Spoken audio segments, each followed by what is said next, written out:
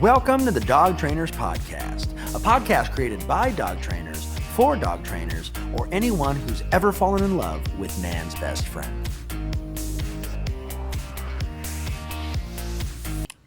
All right, that's a beautiful idea. Let's put it on. Let's put it It's on in the atmosphere. It's in the atmosphere now. It's in the ether now. It's in the ether. It's gonna happen.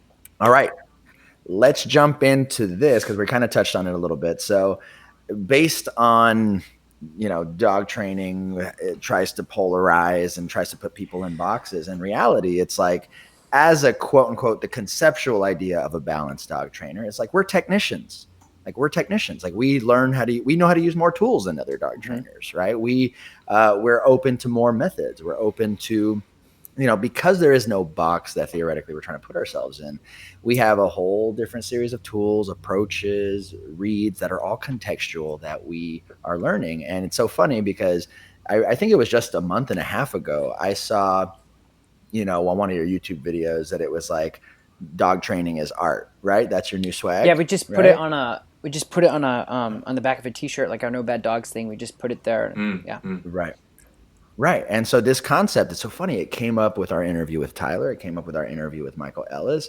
And this idea is dog trainers, in essence, are artists, right? And so one thing we asked Tyler was, okay, if dog training is art, what is the color palette? What is the color wheel, right? The red, orange, yellow, green, blue, purples. And he goes, it's the principles of dog training. It's of learning. It's your learning theory. It's your, behavior, or it's your operant conditioning. It's your classical conditioning. It's your reinforcement schedules. That's the colors. Those are the things you're constantly playing with to make different shades of colors, to like blend them together in different ways. He goes, and when you learn those things, he goes, now you know those fundamentals. And then we asked Michael the same question. We said, Tyler said this. Is there anything else you would add to the toolbox of dog training?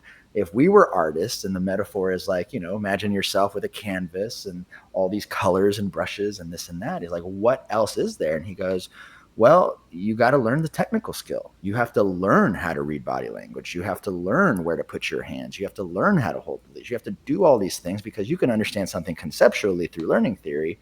But if you physically don't know how to manifest it and have conversations with the dog, or even have conversations with the owners, he's like, you won't be a good dog trainer, right?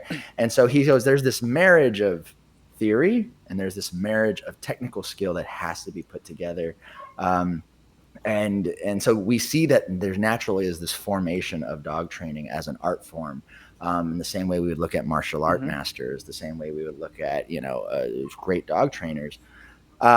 I guess a couple things that I want to ask you about is, what is your interpretation of dog training as art? Yeah, for me, I really wanted to make that merchandise plastered on the back of a t-shirt for my clients, for my peers, for people who have dogs, to realize that this is not a gimmick. This is not a part-time hobby. This is something that is taken very seriously. It's a craft. It's a passion. It's art. So for me, it's and Tyler and Michael are both very, very. I call Tyler the professor. He's there's a lot going on, and I just I guess in simpler form, it's I wanted people to just know that dog training is a real thing. It's an art. It's not something like, oh, that's cute, you do, because there is, there's a lot of that too. There's a lot of hobbyist 4-H type dog training on the side, which is nothing wrong with that. But I think that we're living in a space where dog training is so new as a profession. There's the combination of millennials getting a lot of dogs, social media, and people not going to school, and we're creating this new blossomed thing of dog training.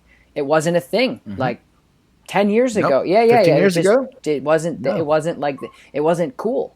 It wasn't like, and for me, it wasn't a career. It wasn't a career. It wasn't a career. And I want to empower people, but not like I do a lot of the things that I do for dog owners. I don't put out content for people who are going to like gauge and judge everything that I do as a human being. I want people to learn. I don't care I just want you as a dog owner to learn. And same thing, people listening to my podcast or your podcast, I want people to know that this is an art. And for me, I guess to really answer your question, it's an expression. That's what art is to me. Yes. It's Amazing. expressional. It's very, it tears me up. I can't breathe sometimes. I get goosebumps when I train. It is the same thing as an artist, as a singer on a stage. Alicia Keys, Elton John, Mick Jagger, singing their passion from the things that, it's the same thing for me. When I grab a leash, when I'm working with a dog, so when a singer goes on stage and sings these breakup songs of the things, and they get emotional and they think about the things of why they wrote the song and what it means to them.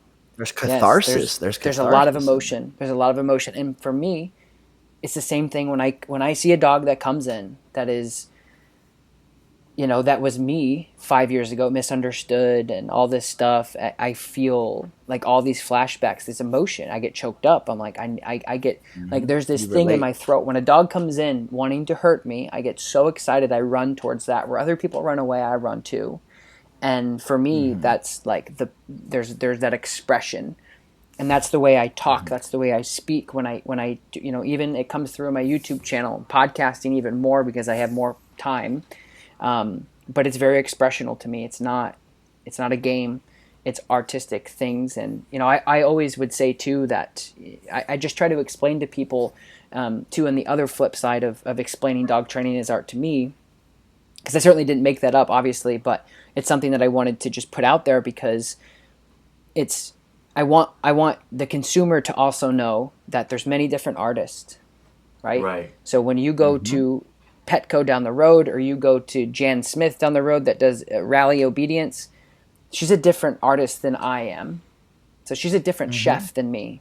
So you go down there and you're going to have a different meal and a different style from what I'm going to presume.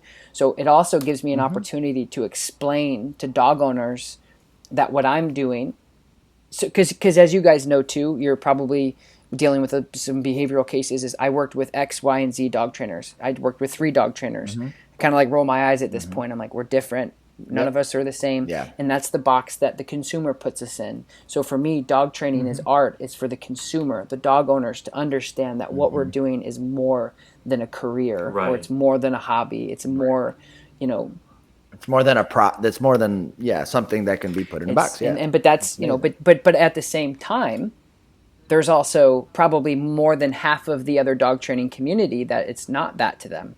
It is a job. They show up. They clock in. They clock out. They're just lethargic to passion. It doesn't exist in them anymore. And unfortunately, dog owners work with some of those. So when they come to us, I want them to know that when they see No Bad Dogs hanging, my merch, No Bad Dogs, and dog training is art, I want them to know that we're different.